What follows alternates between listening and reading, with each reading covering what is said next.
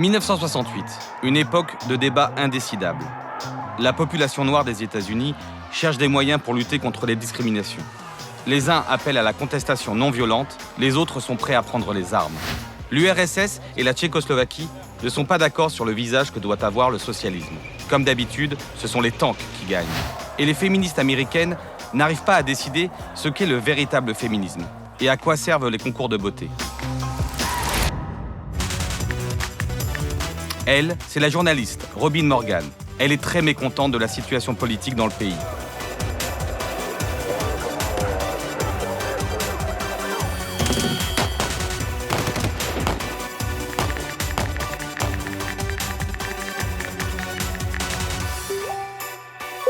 Elle est surveillée par la CIA.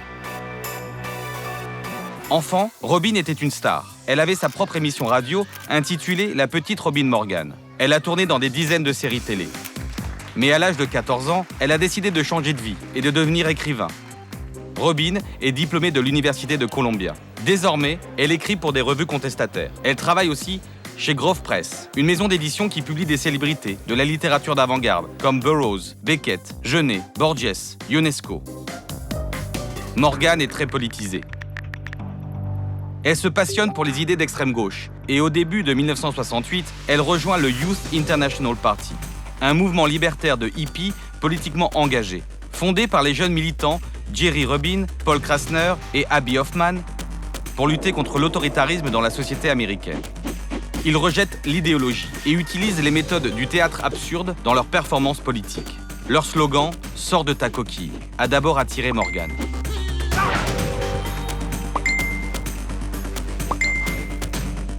Mais elle comprend vite que ce qui l'intéresse le plus, c'est la lutte pour les droits des femmes. Avec ses camarades politiques, elle fonde une nouvelle organisation, le Mouvement féministe radical de New York. Elle veut agir. Elle, c'est Ellen Brown, la rédactrice en chef du magazine Cosmopolitan. Elle a ses propres idées sur le féminisme.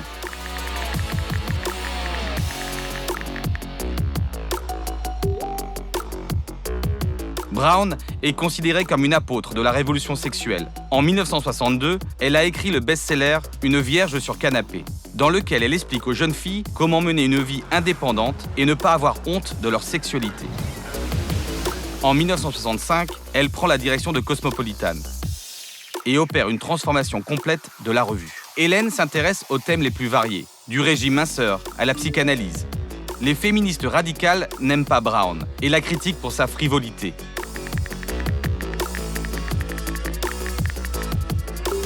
Mais Brown s'en fiche. En août 1968, elle est en train de préparer un numéro littéraire dans lequel elle publie des extraits du nouveau roman de Gore Vidal. Le féminisme de Brown est en dehors de la politique. Ce qui l'intéresse le plus, ce sont la culture, le sexe et le professionnalisme.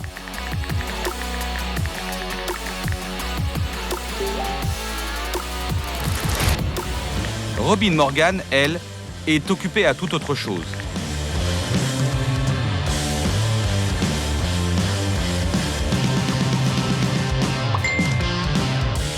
En août 1968, le Youth International Party l'invite à participer aux manifestations organisées à Chicago pendant le congrès des démocrates.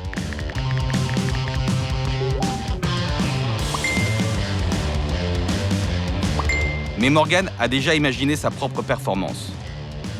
Le mouvement des féministes radicales de New York s'apprête à prendre d'assaut le concours de beauté Miss America pour exprimer ses idées et attirer l'attention des médias.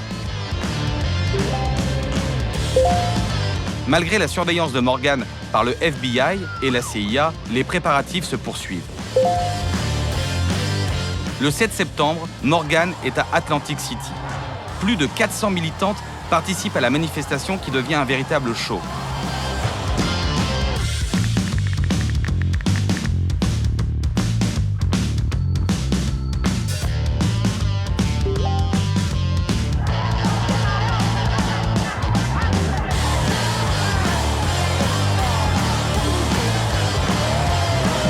Le soir de la cérémonie, les militantes déploient sur un balcon la banderole « Libération des femmes » et commencent à scander Non, au concours Miss America. Les télévisions ne transmettent pas ces images, mais l'incident est largement couvert par la presse écrite. La manifestation devient une sensation médiatique. Une foule de badauds s'est laissé distribuer tous les tracts et a ri de bon cœur quand les féministes ont couronné une brebis en guise de Miss America. L'une des performances concernait directement Ellen Brown. Les féministes jetaient dans des grandes poubelles les symboles de l'oppression des femmes. Escarpins, maquillage, soutien-gorge, casseroles et des exemplaires de Cosmopolitan. Mais Brown réagit avec humour.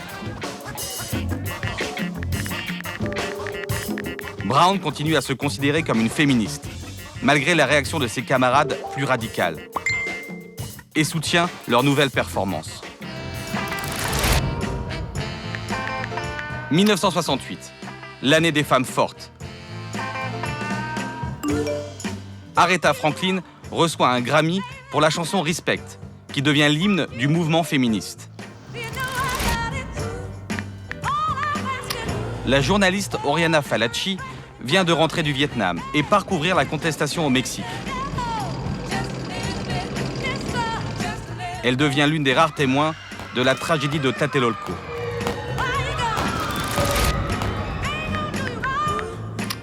Shirley Chisholm devient la première femme noire à être élue au Congrès américain. Et très vite, elle participera à des élections présidentielles. La chasseuse de nazis, Beate Klarsfeld, donne une gifle au nouveau chancelier allemand Kurt Kissinger, qui avait travaillé au ministère de la Propagande sous le Troisième Reich. Le mouvement des féministes radicales de New York se scinde en 1969. Morgan créera son propre mouvement sous l'acronyme Witch, sorcière. En 1969, elle donnera naissance à un garçon. En s'occupant de lui, elle composera sa première anthologie, La force est dans la solidarité féminine. L'ouvrage deviendra un best-seller et sera reconnu par la Bibliothèque publique de New York comme l'un des livres les plus influents du XXe siècle. Ellen Brown restera rédactrice en chef de Cosmopolitan jusqu'en 1997. Elle en fera le magazine féminin le plus populaire de la planète. Les féministes continueront de critiquer ses positions, ce qui ne l'empêchera pas de devenir une icône de la deuxième vague du féminisme, au même titre que Robin Morgan.